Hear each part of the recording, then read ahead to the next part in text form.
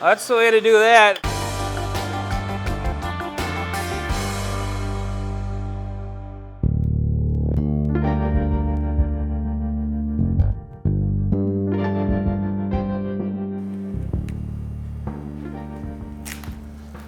Start off by cutting the back legs off. There's a back knuckle, and where it gets a little fatter, you go in about a 1/2 inch, and just kind of score it down without running your knife too hard over the bone to dull it.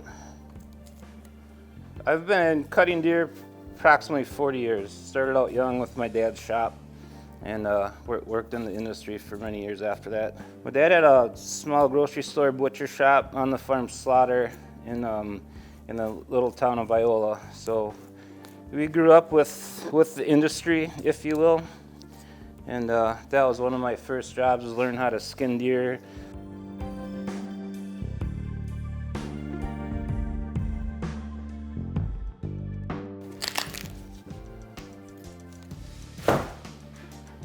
So now I'm just kind of loosening up the hide just a little bit, and then I can, it's a nice fresh deer, 2 days old.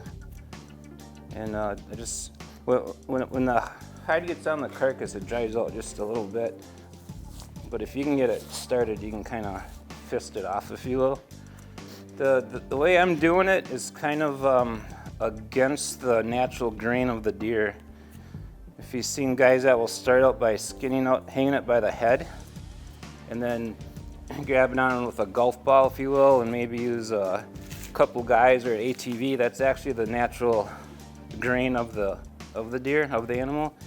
But the way I do it, it keeps it a lot cleaner, because you're going to have the hair on the head fall back down on the carcass, and it's a great method to skin out a deer that way. But unfortunately, after it's skinned, it's hard. It's kind of immobile. It's hard to transfer it down the track, transfer it to the cutting room, transfer it to wherever you are processing it. So by cutting it skinning it down from the back end down, you just have to start a little more careful, and then we can hook it onto a roller, or you can actually kind of disassemble the deer, the meat of the deer, while it's hanging up from the back end pretty easily.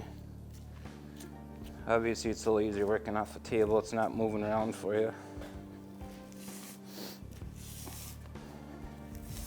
Then here's that flank that's kind of tough to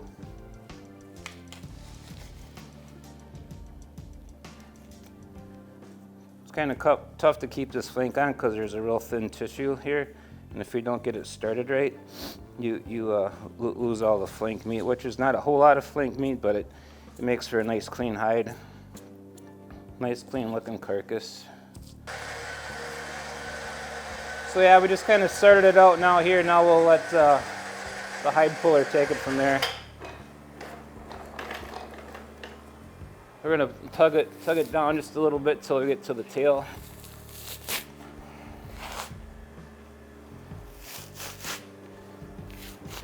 And you can cut the tail off about every 1/2 inch or so. There's a notch where you can cut right through it. There we go. And here's the flank that's kind of important to get started good. Looks like it's coming down good, so we're gonna hook onto the chain and the puller.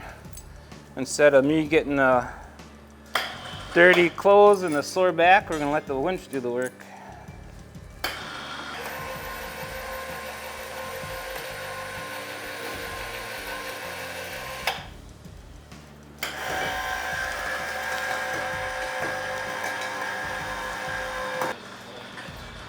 That's the way to do that.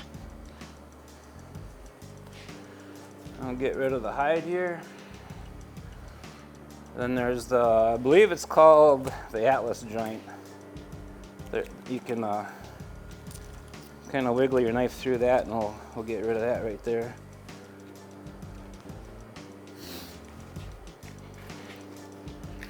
And then the windpipe and esophagus, it's a good thing to get rid of there too. Keeps a little cleaner.